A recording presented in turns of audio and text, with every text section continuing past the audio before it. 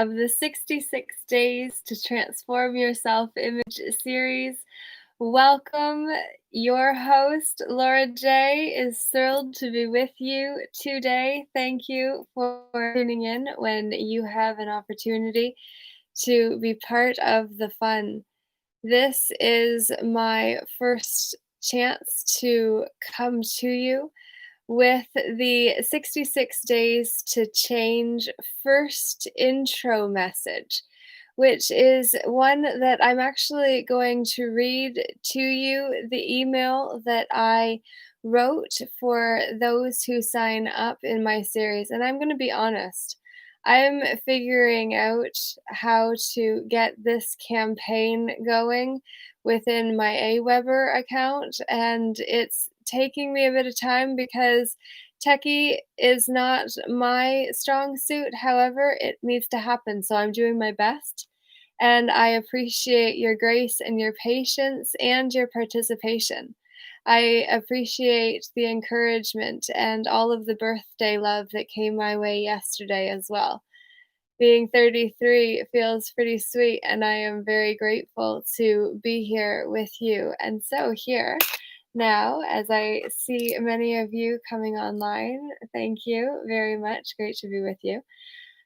I am going to read to you the first message in the Peaceful Inner Warrior training course, 66 Days to Transform Your Self-Image. And it starts with a quote, "Sometimes life is about risking everything for a dream no one but you can see." So, hello and welcome to the Peaceful Inner Warrior United Training Course, 66 Days to Transform Your Self-Image.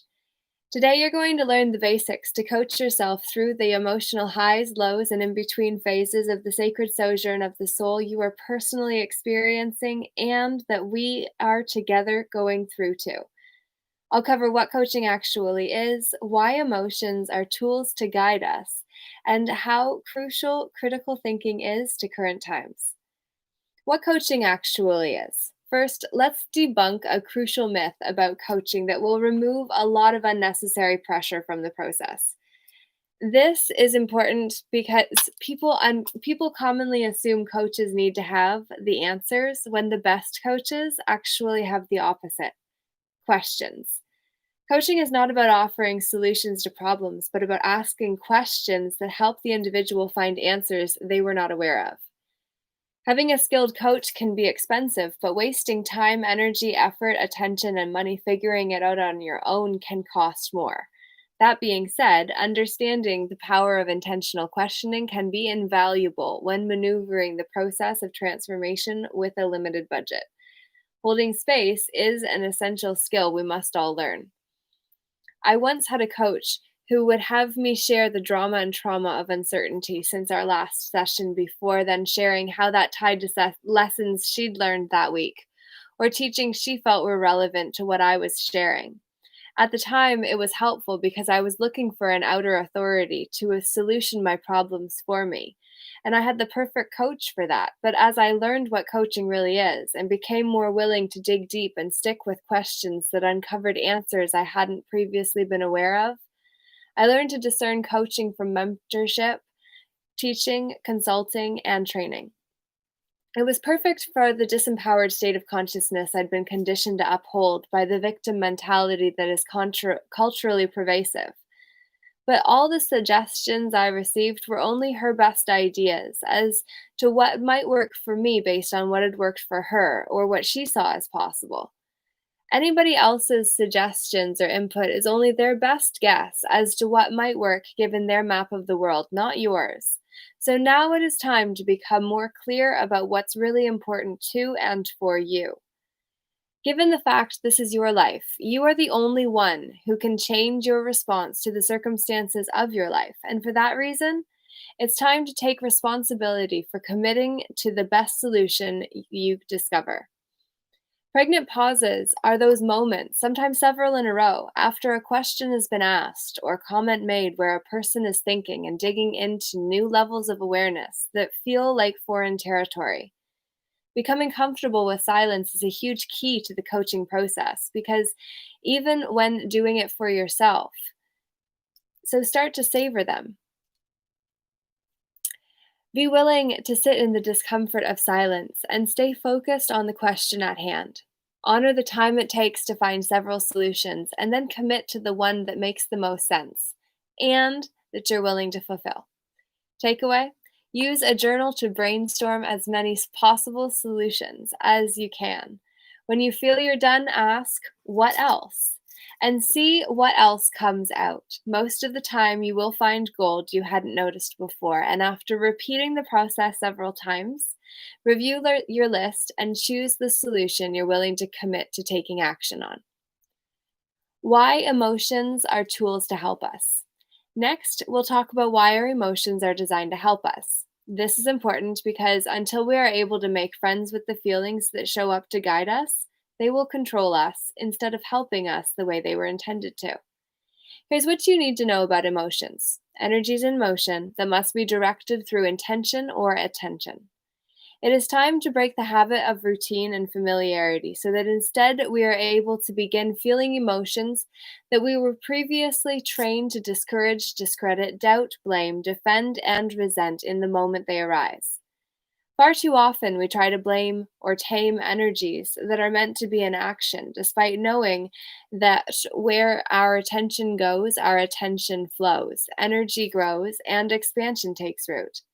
In the full formula that is directly tied to love what arises, because everything is here to help us, not hurt us. This requires a perspective shift from being a victim to a victor who has conquered the demons of emotional undercurrents. The takeaway?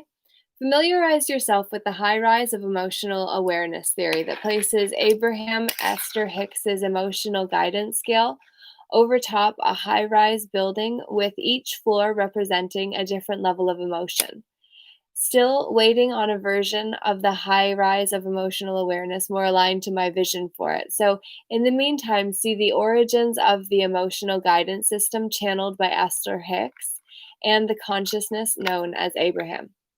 So, this right here image is a great way to understand the 22 different levels of emotion and the emotional density and the color that they fall on the spectrum of, and to know that these are easy to uplift, whereas the other are more constrictive, and it's more challenging to get yourself into a good space when you're in a downward spiral compared to an upward one. Now, critical thinking during uncertain times is the final section. Finally, we'll discuss critical thinking skills that incorporate empathy, reason, conscious consumerism of cultural BS, and all you might expect of a leader on the world stage, but have rarely been asked of as a common citizen. This is important because right now we are in an unspoken war of mind control, false power, and darkness. Here's what you need to know about how to survive and thrive through the pandemic of 2020 that coincided with the US presidential elections and the changing of hands to one main team. Right now, we are being divided based on the story that we are giving our attention to and how the ones we interact with agree or disagree with us accordingly. Coinciding with the planned overtaking of our freedoms globally in November 2020, what I propose is that our emotions are the guides who are willing to liberate us from the confines of outdated paradigms, and it is our responsibility to establish a healthy relationship with them by learning to ask questions. The more curious we are, the more security we are able to create for ourselves by feeling like we better understand what we're facing as individuals and as a collective group of individuals, too. The takeaway? Be willing to accept that the truth really is stranger than fiction, and also willing to trade some of the heavier BS to lighten your burden and flow yourself to a higher emotional state. It will make life feel more manageable and give you time to accept your responsibility to take a stand now, too. I hope you enjoyed today's lesson. Tomorrow we'll cover self image and what goes into becoming a peaceful inner warrior of the light. So keep shining brightly and shine on. Normally, that's what I say. So it doesn't have to be perfect. This is the thing that I want all of my messages to ultimately help give you permission to remember It doesn't have to be perfect. We don't have to get it right. We don't have to wait until we feel like we're ready. We just have to be willing to do it because we've been preparing our entire lives to be able to show up as we are right now to do what we're here for. So know that you're good enough. Please remember, you are more than enough. It is your light, not your darkness, that most frightens you. If you haven't listened to Marianne Williamson's poem Our Deepest Fear in a while, go please print it off and post that somewhere that is going to support you in remembering the brilliance of who and whose you truly are. Because it is in remembering that we ultimately become able to be all that we are here to be. So, thank you so much for tuning in today.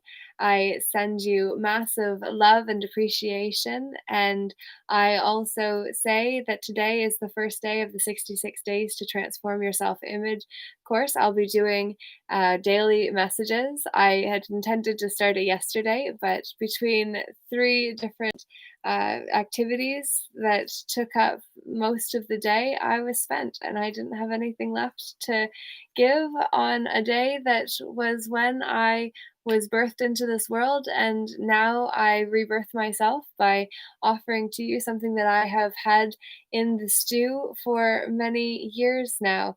And so I am excited to be ready to do what I've had vision for, and yet I struggled to bring into reality for a long time. And they always say that, you know, people celebrate the overnight success when actually it took 20 years to become an overnight success, you know?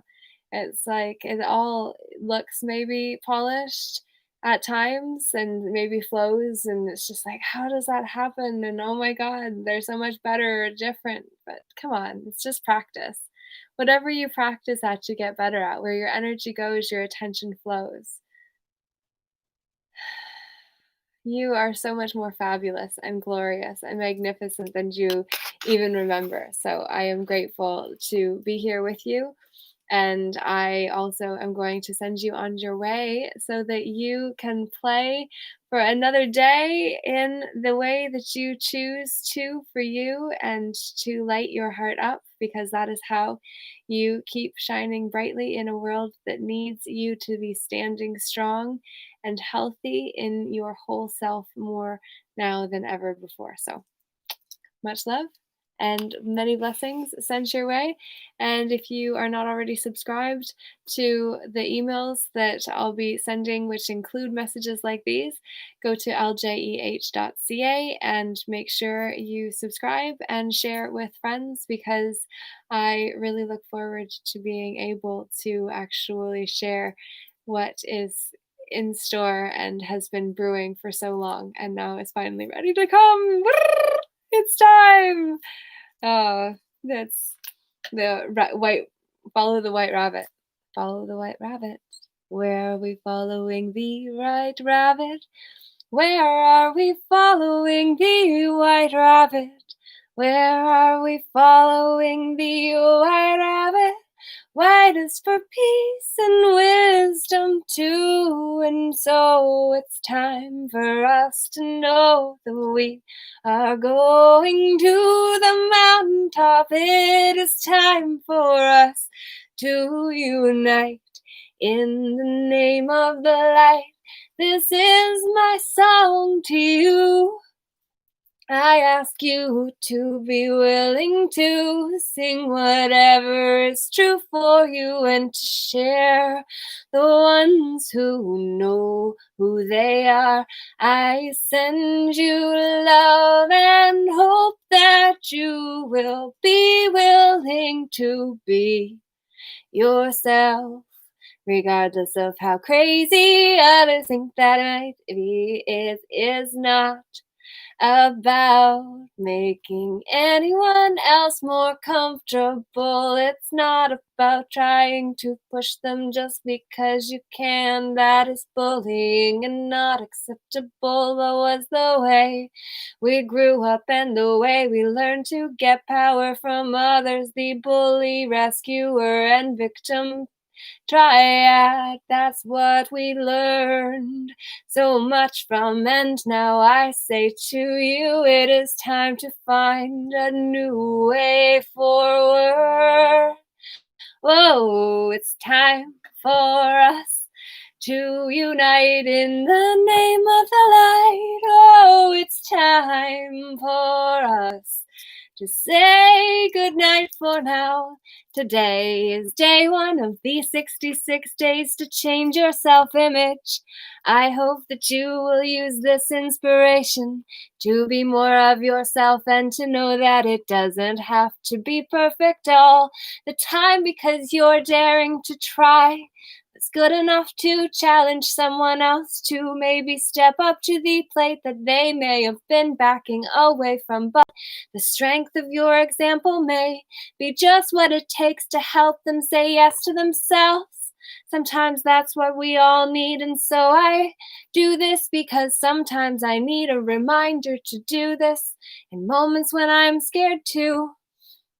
I make this message for you, and I make it for me too, because sometimes going back to listen to what you have said before when you were tuned into the flow of the moment. It's time for us to actually go when we say that we're going to. Do you have that problem? So many of you know that I do for certain. But hey, isn't that fun? It's better to not want to go. Because if we do, then that's often because we didn't enjoy where we were or who we were with. And then we need to realize that all of it is a reflection of who we are and how much we maybe like to be around ourselves. I hope you like yourself. That's what the journey is really all about. We're learning to like ourselves first and foremost. I hope you love yourself and others too, and then go off into your night. We'll see you tomorrow. Thank you for tuning in. Toodaloo. That is the end. That is the end, my friend. Please share, subscribe, and comment below. I would love to know what you got out of this and why you stuck around all of the times I said that I was done. But oh, now I really am. I bid you adieu, and I thank you for tuning in too. That is all now. Have a good night. I hope that you sleep well if you are going into your PM. And if you're just getting your day started, then may you go off and feel blessed in the way that you can be a blessing to others who come across you as the angel that they needed in their day. You really are that significant, my friend. I say then, this is the end. Goodbye. Toodaloo. Oh my. Lord J. Namaste. Ciao, guys. I don't end things well, evidently. Learning, getting better, growth daily.